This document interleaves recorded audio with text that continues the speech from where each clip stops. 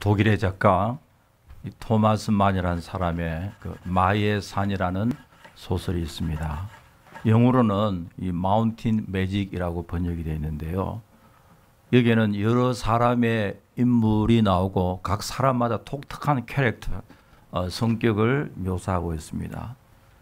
그 중에 세템브린이라는 인물이 나오는데요. 이 세템브린이라는 사람은 유럽의 계몽주의, 인본주의, 무신론적 인본주의 사상을 대표하는 사람입니다.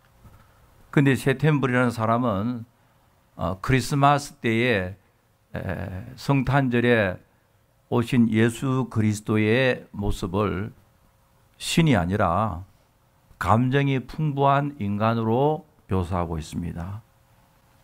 여러분, 우리가 이 그리스 로마 신화를 보면은 신이면서도 인간이고 인간이면서도 신인, 반신 반인으로 다 묘사하고 있거든요.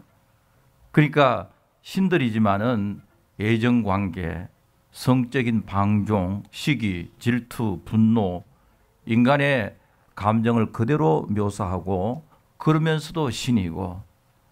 근데 우리가 잘 알고 있는 이 르네상스라는 이것은 이제 소위 그 문해부흥이라는데 그것은 그리스 로마의 사상을 리바이벌 하는 거거든요. 그러니까 르네상스 사상의 중심은 휴머니즘, 인본주의죠.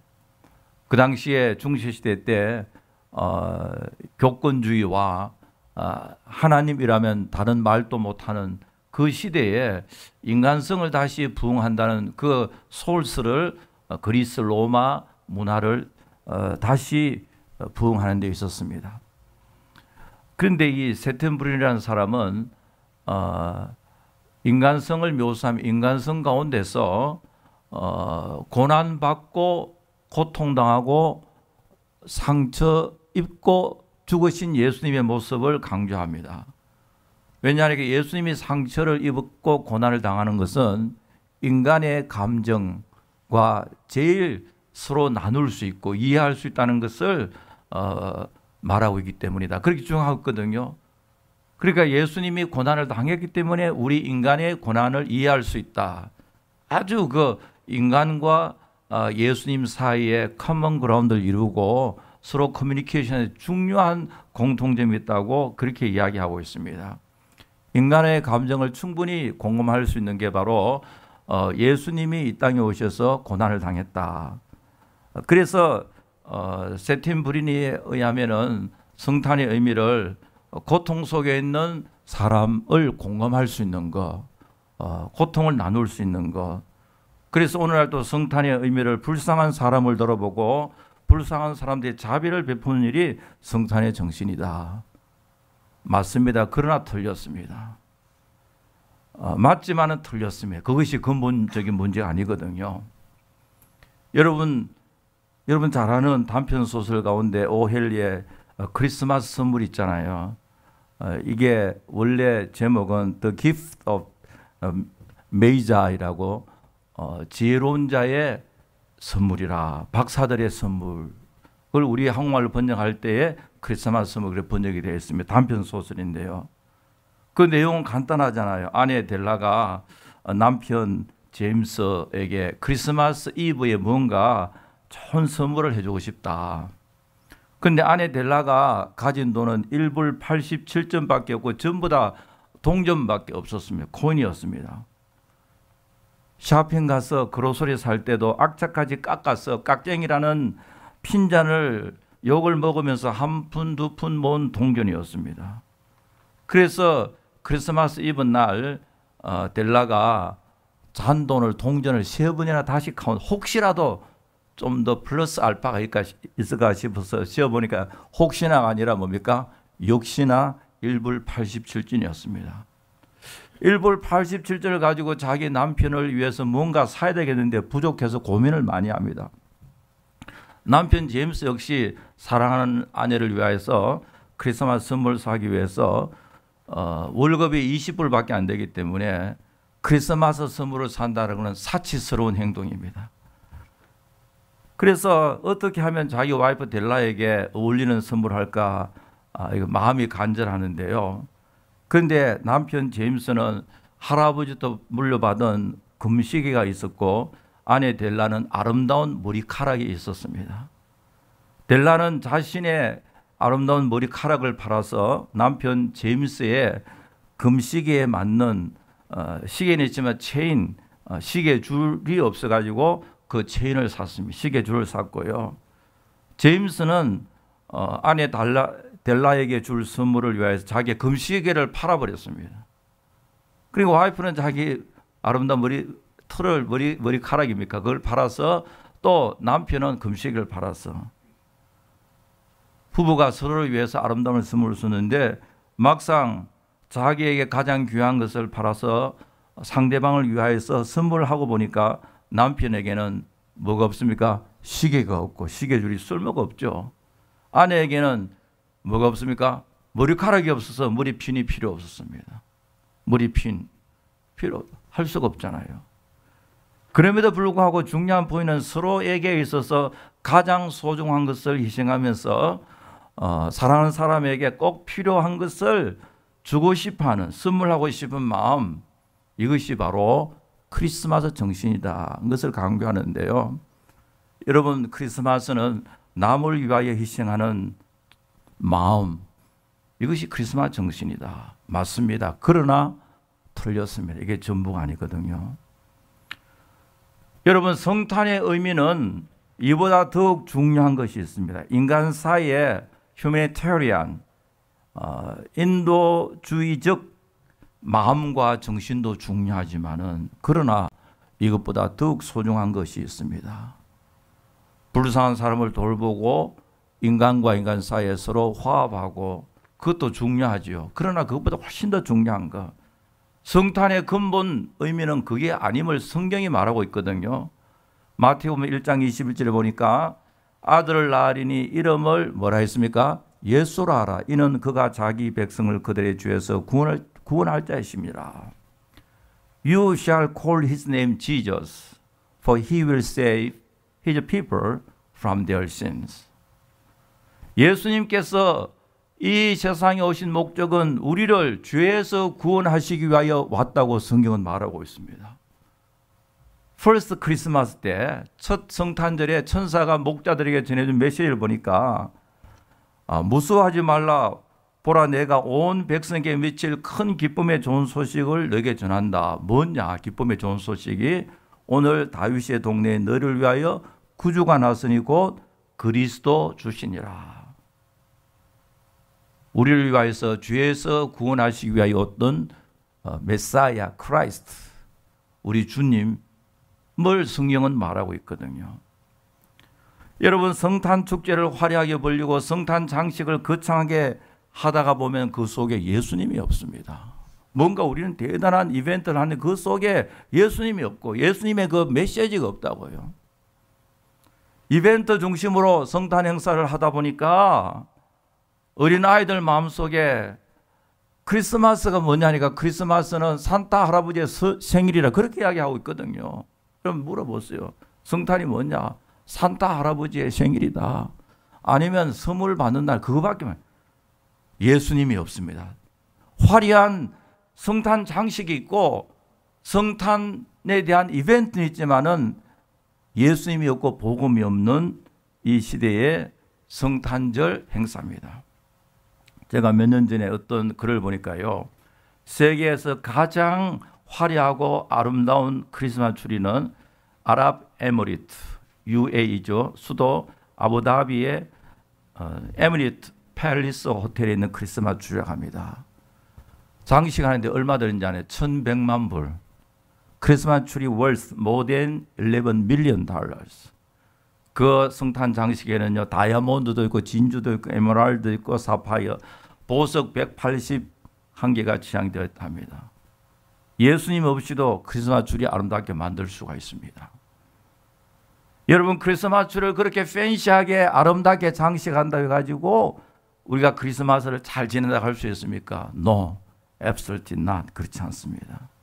이슬람들도 크리스마스를 그렇게 멋있게 보낼 수가 있고요.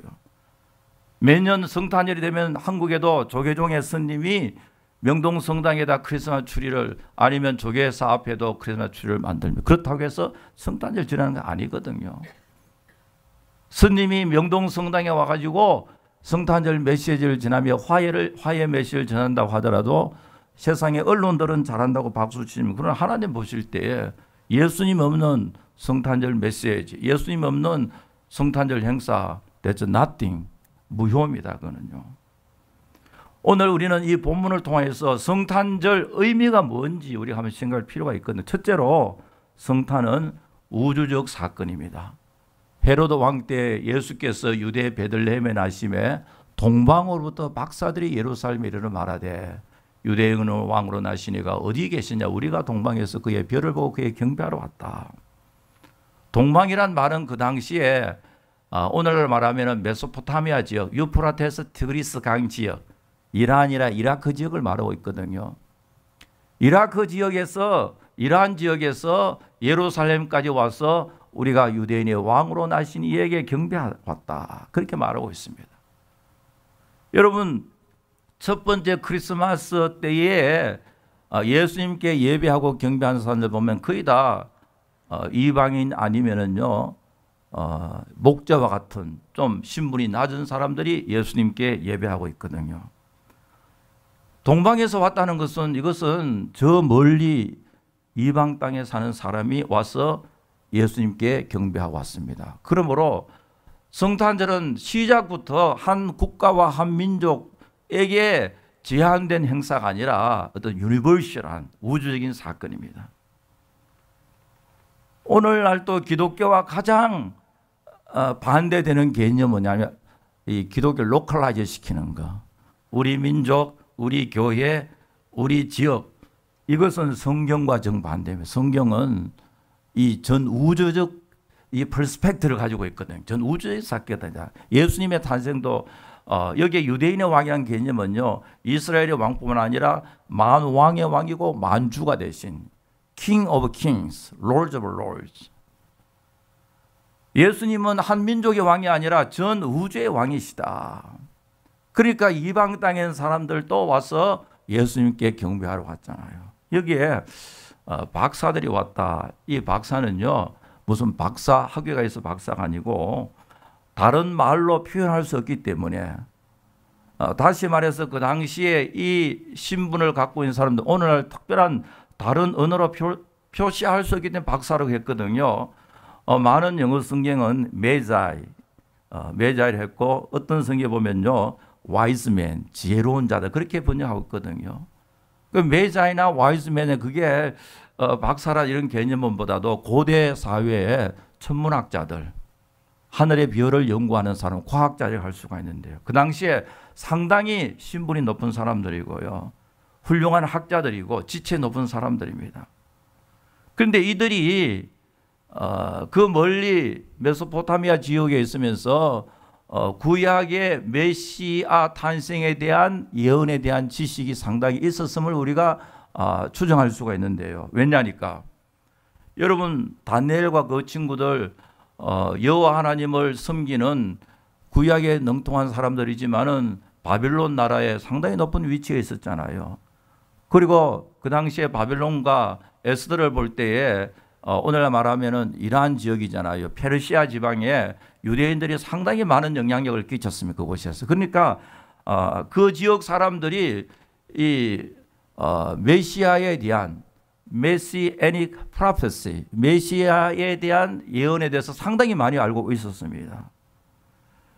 그런데 그것보다 더욱 중요한 것은 하나님께서 이방의 박사들을 별을 통하여서 메시아 되신 예수님께로 인도하고 계심을 성경은 말하고 있거든요. 이것은 상당히 그는 이 로컬라이즈 아니라 지역 개념을 벗어나고 있고, 이것은 전 세계, 다시 말하면 전 우주적인 사건을 말하고, 하늘의 별들이 동원되고요, 천사가 나와서 메시아를 전해, 이것은 한 지역을 말하는 것이 아니라 온 우주 만물이 메시아 탄생을 찬송하고 메시아 탄생을 전하고 있음을 말하고 있습니다. 그런데 이 동방 박사를 지금 우리 찬송가 이전에, 개편되기 이전에 찬송가를 보면요, 찬송가에 동방 박사 몇 사람이 가고 있습니까? 3사람. 귀한 예물을 가지고 산을 넘고 물을 건너 별 따라왔도다. 근데 제가 오래전에 어느 주일학교 이 교재를 보니까요, 원래는 동방박사가 4사람인데 이 알타바니라는 사람이 행동이 늘어서 그런지 지각을 하여 무슨 일로 함께 출발하지 못하고 나중에 유대 땅에 왔다. 그러니까 실제로 동방박사 몇 사람입니까? 4사람이다. 그리고 그 The Fourth Wise Man이라는 있으면 4번째 박사 해가지고 영화도 나오는데요. 자, 그러면은 우리가 동방박사 3사람, 4사람이나 하는 거 전부 다 소설이지, 성경에는 동방에서 박사들 복수입니다. 동방에서 박사들이지 3사람인지 4사람은 성경에 말하지 않는데, 성경에 말하지 않는 것을 그 이야기하는 건 잘못이죠. 하나의 소설이다 말이죠. 그래요. 그런데 지금부터 2000년 전 문화권을 들어가서 생각해 보면은 이들은 사막을 건너서 행렬을 지어서 가기 때문에 3사람, 4사람은 아닐 거예요. 틀림없이요. 여러분 서부 영화를 보면은 동부에서 서부 개척을 하러 간 사람은 외건을 가지고 거기에 먹을 식량을 심고 텐트를 가지고 이삿짐을 가지고 서부로 갈 때 몇 사람이 갔습니까? 보통 얼마나 가요? 한 떼를 지어 가잖아요. 떼를 지어. 왜냐하면 가다가 짐승도 만날 수가 있고 또 아주 강도들도 만날 수가 있으니까요. 이렇게 먼 여행을 할 때 옛날에 보면은 한 50명에서 100명 이렇게 큰 무리를 지어서 갔거든요. 그러니까 그 당시에 2000년 전에 메소포타미아 지역에서 이 이집트나 아니면 팔레스타인 지역으로 여행하는 행상들을 봐도 한두 사람이 움직이지 않습니다. 먼 길이기 때문에요. 그러니까 아마 50명에서 100명 정도 되지 않을까 추정할 수가 있고, 그리고 이들이 뭘 따라서 왔습니까? 하늘에 별이 오늘날 무슨 역할을 하고 있어요? 내비게이션 역할을 하죠. 별을 따라왔으니까 이들이 주로 낮에 왔겠어요? 밤에 왔겠어요? 밤에 왔을 거라고 틀림없이요. 낮에는 또 너무 더워서 걷기도 힘들고요. 밤에 별을 따라서 쭉 왔는데 3사람, 4사람은 틀림없이 아닐 것 같아요. 이게. 그러니까 성경은 그저 박사들이라니까 그걸로 우리가 끝내야지, 여러분 뭐 몇십 명이다 몇 명이다 그렇게 따질 필요 없고요. 중요한 것은 이들이 하늘의 별을 따라, 별의 인도함을 따라서 예수님께 와서 예수님을 만나는 그게 성경에서 말하고 있잖아요. 별들의 인도함을 받는다. 이것은요, 한 민족의 개념이 하늘의 우주까지도 동원해서 예수 그리스도의 탄생에 대해서 축하하고 이 사건에 임발부 시키고 있습니다. 이방의 박사들, 하늘의 별들, 이것은 예수님 오심은 우주적인 사건이다. 정치와 인종과 문화, 제도 모든 문제를 다 초월하고 있다. 예수님이 땅에 오신 게 유대인들 무슨 로마 제국으로부터 해방시켜 온 것은 아니지 않습니까? 우주적인 사건이다. 그러므로 우리 오늘도요, 우리는 언제나 우리의 마음은 하나의 우주적인 시각으로 봐야 됩니다. 언제나 내 혼자만, 우리 가정만, 우리 교회만, 우리 나라만 이렇게 생각되면은 성경적 생각은 아니죠.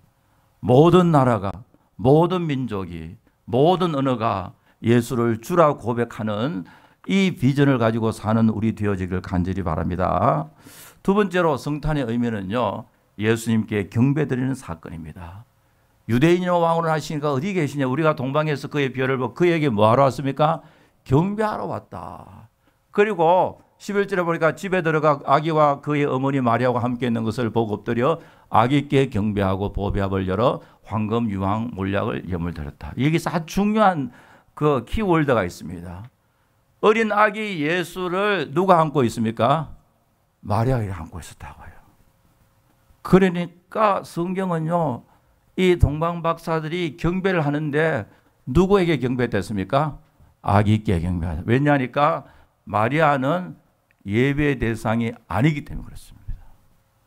오늘 로마 가톨릭에서 마리아께 기도하고 마리아를 섬기 예배하는 건 잘못이, 성경을 보니까 여러분 한번 상상해 보세요. 머릿속에 어린 아기를 마리아가 안고 있음에도 불구하고 성경은 구태여, 구체적으로 아기께 경배하였다. 아기께 경배, 마리아와 아기 같이 있는데 아기께 경배했단 말은 마리아는 경배와 예배 대상이 아님을 말하고 있죠. 성경이 분명히 그렇게 이야기하고 있거든요. 여러분, 성탄의 의미는 예수님께 경배하고 찬양하고 예배하는 데 있음을 믿으시기 바랍니다. 우리끼리 즐기는 게 아닙니다. 성탄은 그저 불쌍한 사람을 돌보고 그것으로 끝나는 게 아닙니다. 그보다 더 중요한 것은, 그것도 필요하지만 더 중요한 것은 예수님께 경배와 찬양과 예배하는 것이 이 프라이머리, 근본적 의미가 그 속에 있습니다. 그런데 선물은요, 황금과 유황과 몰약을 드렸다. 그러니까 사람들이 몇 명 왔다 그럽니까? 3명이다. 그렇게 하면 성경을 굉장히 잘못 이해하고 디스톨트, 왜곡시켜 버립니다. 이 황금이라, 고대 사회에 금이라 하면은 왕권, 아무나 금을 많이, 여러분 왕만이 금을 가지고요. 금요. 그러니까 대궐 같은 데도요, 왕이 사는 궁궐에는 금으로 입혀놓고, 뉴욕에도 보면요, 주위에 요사이 집을 짓고 문이나 입구에 금칠을 쭉쭉 해놓은 사람은 그게 대부분 누가 삽니까? 그냥 알아서 하세요. 그런데 그게요, 이 동남아시아를 가보면은 금을 참 좋아해요. 왕궁의 상징이 다 금이고요. 그 동양뿐만 아니라 제가 러시아를 가보니까 러시아에요, 큰 예배당이 있는데 둥근 라운드 스타일의 예배당에 금빛으로 쫙 차려놨다고요. 그러니까 아마 고대 사회에는 왕이라 하면은 금. 그리고 저기 세인트피터스버그 가면 아주 유명한 박물관이 있거든요. 그 박물관에 가보니까 황금 마차가 있어요. 짜르가, 제정 러시아 시대 때에 짜르가 탄 황금 마차인데, 진짜 마차에 무슨 모형을 가둬놓은 게 아니라, 제가 가만히 보니까 그러나 제가 차는 뷰익이 훨씬 좋은 것 같더라고요. 저 마차를 타면은 지금 우리가 차는 자동차보다도 쿠션이, 이 라이드가 안 좋을 것 같아요. 어쨌든 고대 사회는 왕권을 상징하는, 그러니까 동방박사들이 금을 바치면서 마음속으로 신앙 고백이, 예수님 당신은 우리의 뭡니까? 우리의 왕이십니다. 그 신앙 고백이거든요. 그리고 그 다음에 유향을 바친다는 것은 제사 드릴 때 당신은 우리의 제사장입니다. 그리고 몰약이라 하는데, 몰약은요, 몰약은 살은 사람에게 필요 없고 죽은 시체에 바르는 향료인데요, 당신은 우리를 위하여 죽으실 제물이, 우리의 죄를 위하여 죽으실 우리의 구속주가 되십니다. 이런 신앙 고백이거든요. 자, 여기에서 황금, 유황, 몰약도 예배의 행위입니다. 여러분, 우리가 11조 드리는 것도요, 헌금도 도네이션이 아니거든요. 도네이션요. 헌금도 예배. 여러분, 헌금을 예배 시간에 안 하고 들어올 때 박스에 넣어놓고 이렇게 하는, 그런 구제 헌금은 그렇게 하죠. 그거는 그렇게 하면 안 되는 게 왜냐니까 헌금이 예배 행위임을 믿으시기 바랍니다. 마치 우리가 하나님 은혜에 가서 찬송하는 듯이 찬송으로 화답하고 물질을 화답하는 거예요. 뭐냐면, 하나님, 나의 모든 것은 하나님의 소유입니다. 아멘. 그래야죠. 여러분, 예배 시간에는 찬송 안 부르고 집에서 열심히 찬송 불렀으니까 나는 예배 시간에 안 부르고, 그거 잘못이잖아요. 헌금도 언제 해야 됩니까? 예배 시간이, 예배니까 그게요. 구제는 다르지만은요. 자, 지금 황금과 유황과 몰약을 예물로 드린 것은 뭐냐니까 예배의 행위, 예배야. 신앙 고백이거든요, 이게. 우리가 하나님, 우리의 모든 건 하나님의 것입니다. 아멘 하고 드린 것과 마찬가지도, 당신은 우리의 왕이시고, 당신은 우리의 제사장이시고, 당신은 우리를 위하여, 우리의 죄를 위하여 죽으실 분입니다. 그런 신앙 고백이다 말이죠. 여러분, 성탄절을 맞이하면서 제일 중요한 것은 성부 하나님, 성자 예수님, 성령 하나님, 성삼위 일체 하나님께 예배 드리는 일임을 믿으시기 바랍니다. 성탄절이 뭘 하느냐? 예배하는 거예요. 예배와 찬송과 경배하는 일입니다. 그리고 세 번째로는 성탄의 의미가 뭐냐? 하나님의 뜻에 순종하는 그것이 바로 성탄의 의미입니다. 12절에 보니까 그들은 꿈에 헤로데에게 돌아가지 말라 지시하심을 받아 다른 길로 고고로 들어갔다. 여러분, 다른 길로 돌아갔다 이 말은 그 전제가 뭐예요? 원래 계획된 길이 있어요, 없어요? 있죠. 원래 계획된 길이 있는데 플랜 1이 있는데 플랜 B로 했다며. 플랜 1이나 플랜 2로 했다고요. 이것은 뭐냐니까 헤롯이라는 왕이 참 교활한 사람입니다. 아주 교활한데요. 내가 유대의 왕인데 뭐 나 위에 누가 또 있어 죽여버릴 것이다. 그러면서 동방박사 이야기합니다. 만약 찾아보고 예수가 어디에서 났는지 알면 나한테 돌아와서 이야기해줘라. 나도 가서 경배하겠다.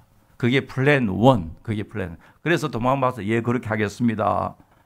했는데 이제는 예수님을 만나서 베들레헴에서 예수님을 만나서 경배하고 자기 고향으로 돌아가려고 하는데 하나님의 사자가 나타나서 그렇게 하지 말라. 헤로드에게 가지 마라 하니까 동방박사들은 플랜 뭐가 나옵니까? 플랜 2. 그러니까 다른 길로 갔습니다. 자, 여기에 동방박사 앞에는 두 가지 명령이 있습니다. 첫째는 눈에 보이는 칼을 쥐고 권력을 행하는 눈에 보이는 세상의 왕 헤롯의 명령이 있고 그 다음에는 눈에 보이지 않지만은 온 우주의 왕, 전 세계의 왕 중의 왕 되시고 만주의 주가 되시는 창조주가 되시고 구속주고 섭리주가 되시는 하나님의 명령이 있습니다. 누구의 명령을 따를 것인가? 저들은 헤롯의 명령을 어기고 하나님의 명령을 따랐습니다. 박사들은 헤롯을 피하여 다른 길로 플랜 2를 통해 가지고 자기 고고로 갔다. 이게 오늘 본문의 메시지거든요.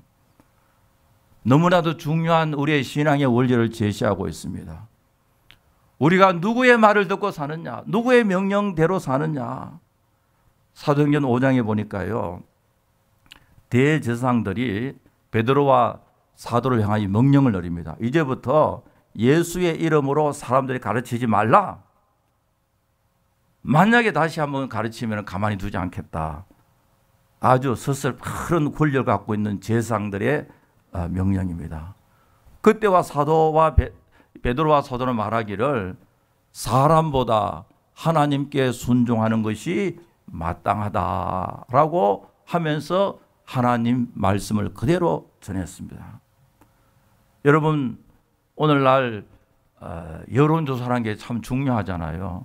오늘날 이 시대는 사람이 이 넘버에 대해서, 수치에 대해서 약하다고요. 그게 무슨 일만 있으면 여론조사를 하고요.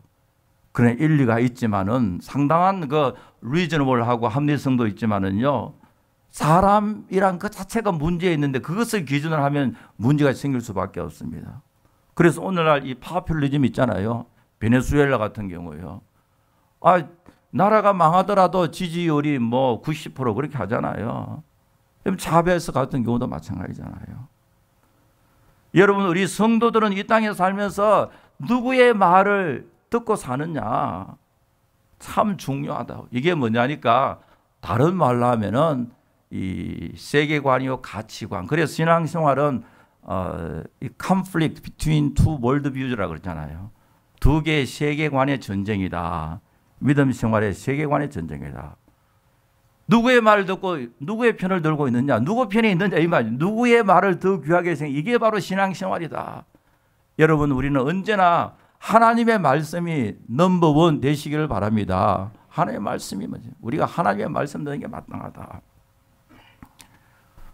저번 주간에 미국의 많은 언론들이요, 그 우리 한국의 대통령이 중국 방문한 것을 상당히 깊이 있게 보도하고 지금도 보도하고 코멘트도 많이 하고 있습니다. 근데 그 중에서 제가 어저께 보니까 어느 언론에서요, 우리 한국 대통령이 중국 가서 운명 공동체라, 운명 동반자, 운명 공동체란 말을 최소한 3번 했다 그래요. 어저께 그저께 베이징 대학에서 연설하면서 중국과 대한민국은 운명 공동체다 하면서 Community of Common Destiny, we are common destiny다. 여러분, 우리는 운명이다 할 때는 남녀 사이에 연애할 때 말이죠.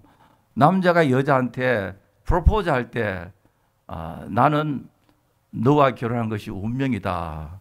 You are my destiny. 그런 말 쓰고요. 그것도 쉽지 않거든요.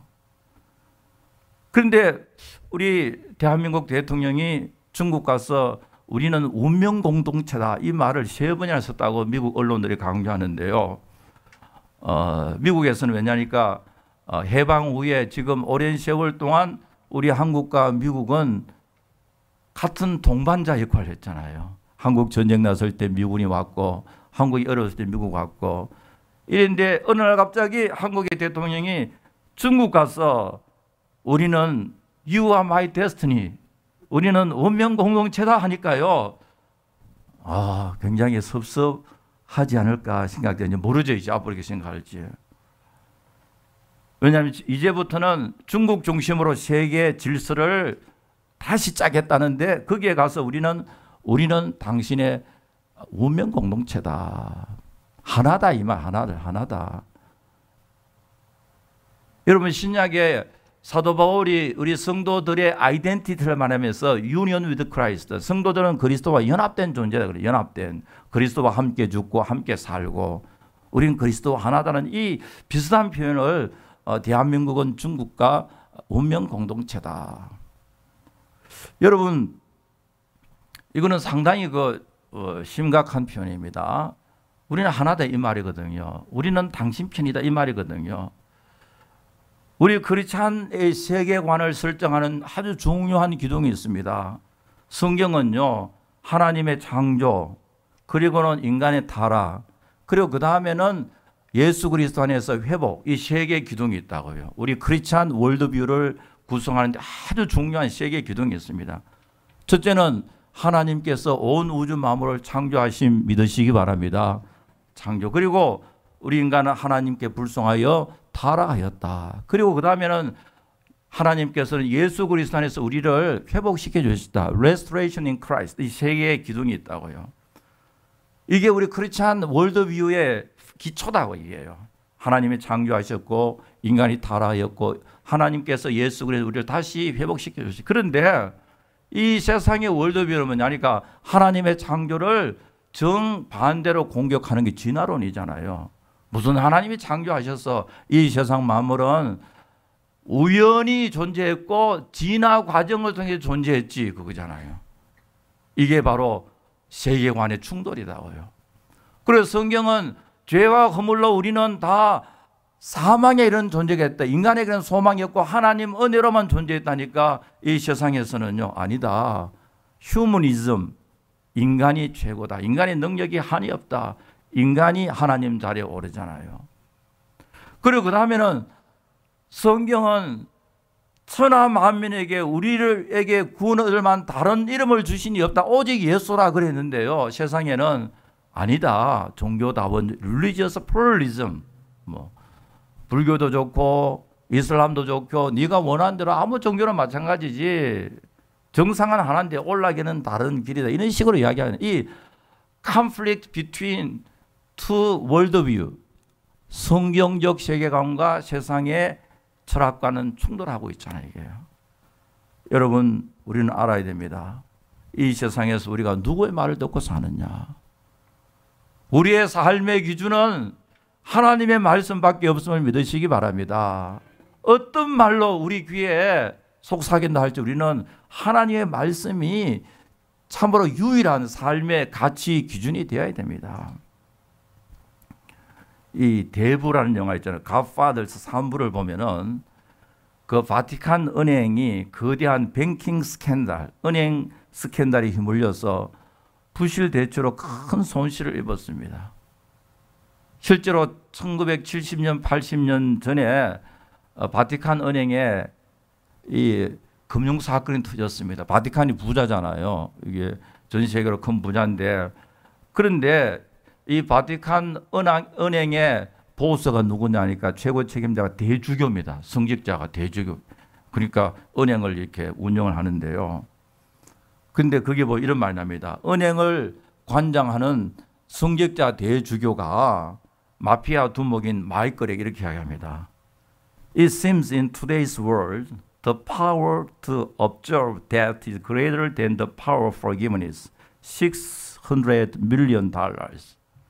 우리에게 지금은 죄 사함의 권세보다 더 큰 권세는 뭐냐니까 6억 불, 빛을 탕감할 6억 불이 더 크다. 그렇게 이야기하거든요. 성직자가요. 마피아 두목 마이클에게. 그때 이 마피아 두목 마이클은 성직자에게 주교 이렇게 합니다. Don't underestimate the power to forgive. 죄 용서하는 권세를 과소평가하지 마세요. 이게 좀 거꾸로 됐잖아요. 성직자는 6억 달러가 죄 용서하는 능력보다 더 지금 우리에게 필요하다니까 마피아 두목은 주교님 무슨 그런 말씀합니까? Don't underestimate the power to forgive. 죄 용서하는 권세를 그렇게 과소평가하지 마세요. 이 말은 오늘날 교회의 모습을 보여요. 교회의 모습. 우리 성도들의 삶의 모습을 보이고 있습니다. 하나님께서 우리를 사랑하시고 예수 그리스도의 십자가의 보혈을 통해 우리의 죄를 구속해 주고 구원에 대한 하나님의 은혜보다도 눈에 보이는 6억 달러가 더 크게 보이는 거예요. 6억 달러가 더 크게 보인단 말이죠. 아주 sarcastic하게 비꼬는 토로 이야기하고 있습니다. 여러분, 우리 성도들은요, 이 땅에 살면서 어떤 가치 기준으로 사는, 어떤 세계관을, 어떤 삶의 그 가치관을 가지고 사는 너무너무 중요합니다. 하나님만이, 하나님의 진리만이, 주의 말씀이 여러분들의 삶의 최고의 권위가 되시길 바랍니다. 다른 것은 비교할 수가 없습니다. 우리는 당장 나에게 이익이 되고 나에게 기쁨이 주는 그것만 추구하지 말아야 됩니다. 우리가 한 사건, 두 사건을 가지고 성공이니 실패니 그렇게 판단도 하지 말아야 됩니다. 할 수가 없습니다. 왜냐하니까 하나님의 통치와 하나님의 경륜은 너무나도 높고 크고 깊이 있기 때문에 그렇습니다. 놀랍습니다. More than we imagine. 우리가 상상하는 것 이상으로 우리는 하나님의 경륜 속에 살고 있기 때문에 어떤 사건 때문에 실패, 그렇게 할 수가 없습니다. 뭐 잘 된다고 성공요? 절대로 그렇게 말할 수가 없습니다. 여러분, 우리 주위도 보면요, 목사님도 성공했던 나중에 보니까 성공했기 때문에 실패하고요. 실패했다면 하나님의 높이 올려주시고요. 우리 장로님들도 사업에 성공했다고 간증도 하고 그러다가 나중에 보니까요, 부끄러운 위치에 처하고.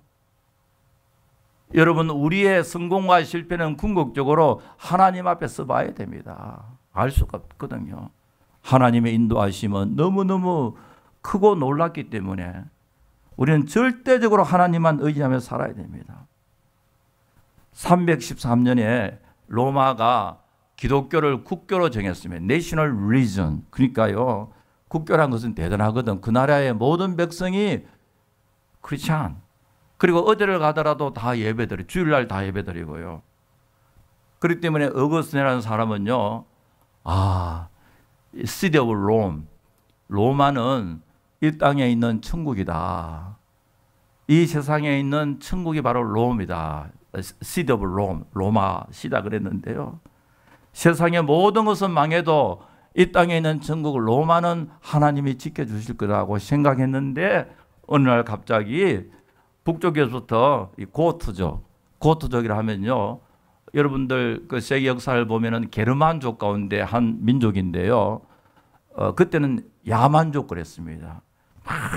남쪽으로 막 내려오면서 로마를 점령하게 되거든요. 이 로마는 하나님 나라이기 때문에 어떤 침입에도 이길 수 있다고 생각했는데, 여러분 아시다시피 서로마 제국이 AD 476년에 망했잖아요.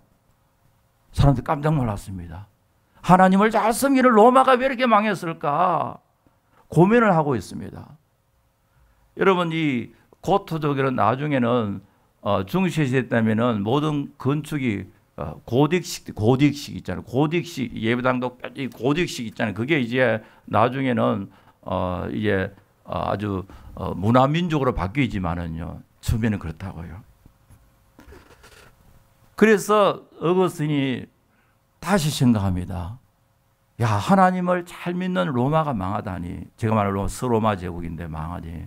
그런데 가만히 보니까 야만족이 하나님 나라의 로마를 점령하고 난 후에 물리적으로는 점령했지만은 그러나 로마에서 예수님을 믿고 복음과 접하고, 그래서 이 고토족이 복음화된과 동시에 유럽 전체의 복음이 급진적으로 전파되고 있습니다. 그때에 어거스틴은 이런 이야기합니다. 눈에 보이는 하나님 나라가 무너지면서 눈에 보이지 않는 하나님 나라는 급격하게 전파된다. 유럽 전체가 복음이 빨리 전파되는 것을 바라보고, 마치 저수지에 갇혀있는 물이, 저수지가 뚝이 무너질 때 물이 쫙 사방에 퍼지는 것처럼 로마시가 무너진과 동시에 그 복음이 전 우주로 전파되면서 하나님의 경륜과 하나님의 섭리의 그 놀라움을 찬양하는 말이 나오고, 여기에 두 도시의 개념도 이야기하고 있습니다. 여러분, 우리는 말이죠, 어떤 경우에도 하나님의 뜻에 순종하고 하나님 말씀 최우선적으로 따르는 우리들이 되어야 할 줄 분명히 믿습니다. 눈에 보일 때는요, 이게 합리적이 못하고 손해가 있고, 그러나 궁극적으로는요, 하나님 뜻에 사는 사람이 승리할 줄 분명히 믿습니다. 여러분, 우리 크리스찬들은 하나님 나라의 백성들, 하나님의 백성들입니다. 하나님의 백성, 하나님을 기쁘시게 하며 사는 사람들입니다. 여러분, 사람 기쁘게 해봤자 나중에 사람은요, 그저 변덕이 심했어요. 그 나중에는 실망할 수밖에 없습니다. 우직하게 하나님 바라보고 하나님 앞에 사는 사람이 승리합니다. 궁극적으로요. 우리는 2017년도 크리스마스를 맞이하고 있습니다. 우리는 성탄의 의미를 알아야 됩니다. 성탄은 우주적 사건, 온 우주의 왕 대신 예수 그리스도를 모시는 사건입니다. 그리고 전하는 사건입니다. 그리고 성탄은 예수님께 경배하고 성부 하나님을 찬양하고 성령 하나님께 영광을 돌리는, 우리 성삼위일체 하나님께 감사 찬송 예배하는 절기입니다. 성탄은요, 주의 말씀에 따르고 하나님께 순종하는 귀하고 복된 절기임을 믿으시기 바랍니다. 아버지 하나님, 감사합니다. 올해도 성탄 절기를 앞두고 있습니다. 아버지 하나님, 저희들 성탄의 절기를 맞이할 때마다 눈에 나타나는 현상만 바라보고 우리의 마음이 요동치지 말게 해주시고, 우리를 그리스도 안에서 예정해 주시고 택해 주시고, 우리를 구원하시려 독생자 예수 그리스도를 이 땅에 보내시고, 또한 예수님의 십자가에 죽으심, 우리 구속의 은총을 우리에게 적용하는 성령님의 그 놀라운 은혜와 사랑을 생각하며 우리를 구원하신 성삼위 하나님 앞에 마음껏 찬양하고 마음껏 영광 돌리는 귀하고 복된 절기 삼아 주시옵소서. 예수님의 이름으로 기도하옵나이다. 아멘.